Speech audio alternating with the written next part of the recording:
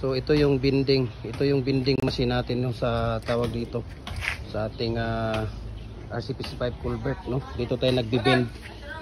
Ayan, dito tayo nagbi-bend ng ating tawag dito, yung bending machine. Dito yung steel cutter. Ayan, no? BI steel cutter ito. Dito tayo nagtawag dito.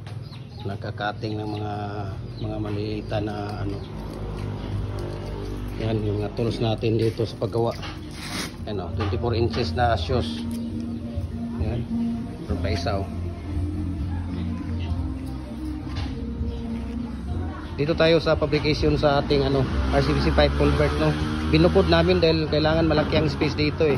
Ayan, so maraming salamat and God bless po, no. Follow po kayo sa ating YouTube channel, Jim Hardware Cucumber Concrete Products, sa ating Facebook page, Jim Hardware Cucumber Concrete Products, at saka sa ating Palulang branch, Jim Hardware Cucumber Concrete Products, Ganituan branch, Tripoli and AF Cucumber, sa ating personal Facebook account, Felix_Pagikan 2000, Felix Tan Pagikan Jr., sa ating Instagram, Felix_Pagikan 2000. Ayan, so maraming salamat and God bless po.